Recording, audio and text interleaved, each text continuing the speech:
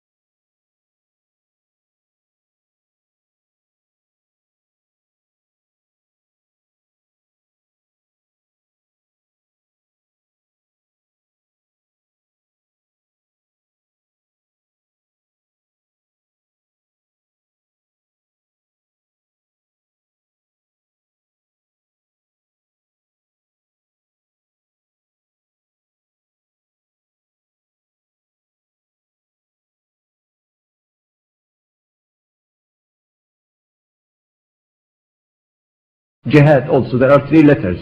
Jim, Ha, Dan in Arabic, or in English it sounds like JHD. What does it mean? Because jihad comes from, and that's the origin. It means to struggle and to exert effort. But you have to go beyond linguistics. Just like we did in the case of Islam, to look for more substantive evidence from the primary sources of Islam. It's very convincing to just go beyond that. And indeed we find evidence that jihad, as mentioned in the Quran and Sunnah of the Prophet ﷺ, appears on 3 different levels: individual, social, and combative in the battlefield. On the individual level, it is a common term to use jihadun nafs, to wage jihad against. Some people think jihad means, violence. Jihad against yourself. What does it mean? Kill yourself? No. Jihad against oneself means jihad against evil inclination within oneself, attempts at tazkiyah, self-purification, reaching out to Allah subhanahu wa ta'ala. It is interesting to find that in Surah Al-Hajj, Surah 22, there is a direct connection between an act which is for the Muslim the ultimate expression of humility and peace with Allah subhanahu wa ta'ala, the prayers and prostration, and jihad. يا أيها الذين آمنوا اركعوا واسجدوا واعبدوا ربكم وافعلوا الخير لعلكم تفلحون. And what comes next? وجاهدوا في الله حق جهاد. Jihad is mentioned in the context of individual worship to Allah subhanahu wa ta'ala. Reference to zakah. جاهدوا بأموالكم وأنفسكم وجاهدوا بأموالهم وأنفسهم. Making jihad with their persons and their money, so their wealth. To give money to the poor is a form of jihad. There is a 3rd level, and we should never try to hide anything from Islam. What do we have to hide? What are we ashamed of to hide? Also jihad in the battlefield. That's qital. It could be called jihad, but sometimes also specific it's called qital also. Under what condition are Muslims allowed to carry arms and use force? Only 2 conditions. And I'd be grateful to anyone who gives me conclusive evidence from the Quran and Sunnah of a 3rd. In the text of the Quran, there are only 2 clearly conclusive grounds for a Muslim to go to the battlefield. Both of those reasons are found in the same section of Surah Al-Baqarah, Surah number 2, from Ayah 190 to 193.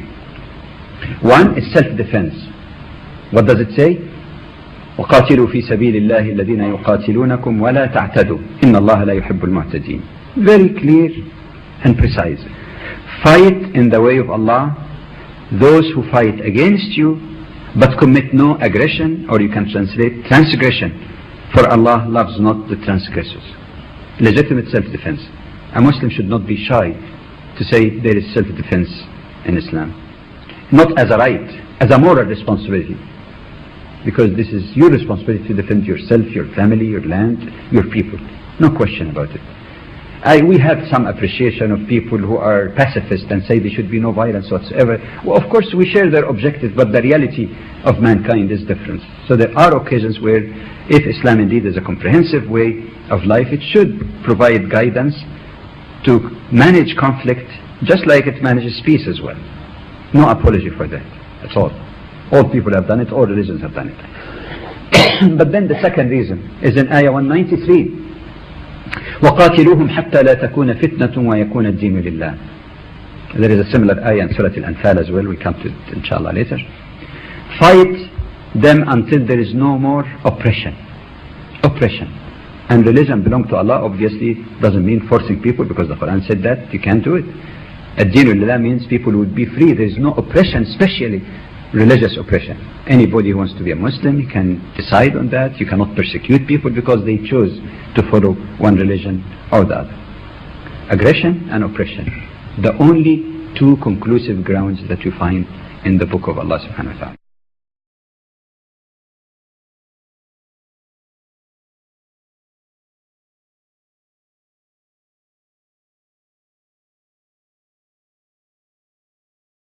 The problem is not with the people, it's with what the teaching of Islam is. Let's talk about that a little bit, because we hear about the Quran, and many Americans think, well, the Quran is just another version of the Bible. That's true. A lot of Americans think that. Tell us. It looks like the same the first time, because Muhammad was good in copy-paste, you know. He took a lot of verses from the Bible and he put them in the Quran. Let me challenge you. 75% of the wonderful Quran in my wonderful language of Arabic is from the Bible. It says, let me challenge you, me or the audience, or all. Let me challenge you. 75% of the wonderful Quran in my wonderful Arabic is from the Bible. You remember that? And he said, if he can show it to you now. I said, no, have your patience. He had 75 minutes. He didn't show one example. You see, you know what is to copy, what is to crib, what is to plagiarize, stealing somebody else's literature. Sir William Moyer, he translates this into English. And he writes a preface. He writes a preface to his translation. And he says, it is strange, it's odd, it's unusual, it's extraordinary. It is strange that though the Jewish and Christian scriptures are spoken of throughout the Quran with the utmost devotion, the Quran speaks about the Jewish and Christian scriptures, the Torah, the Zabur, the Injil, with utmost devotion. Only one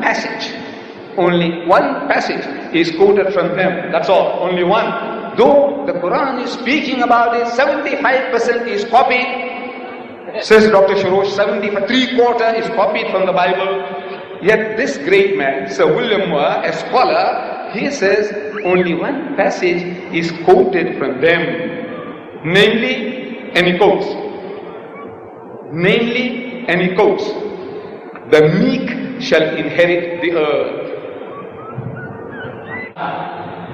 Look for it. There isn't such a verse in the Quran.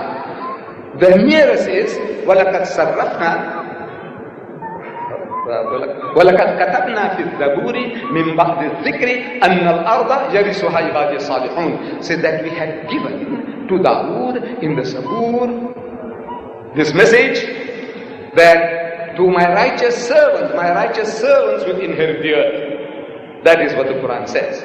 But this quotation, the meek shall inherit the earth, you find that in Matthew chapter 5 verse 5. where Jesus says, the meek shall inherit the earth. Now you see that in the Bible that our doctor has given me, there are cross references, and it tells you that this quotation is from Psalms chapter 37 verse 11. That quotation is from Psalms. Jesus says, blessed are the meek, for they shall inherit the earth. But when you look for it, you find it in Psalms chapter 37 verse 11, word for word. But Jesus didn't give the credit to David. He said, look, I got this from the Psalms. Muhammad is made to say that this is written. He's actually quoting, this is written. He's giving due credit in the Zabur. It is there. And you find that this is what the Quran says. Jesus Christ is actually plagiarizing. If he didn't mention it, if he didn't give credit, he is plagiarizing. He is stealing from somebody else's writing, not Muhammad.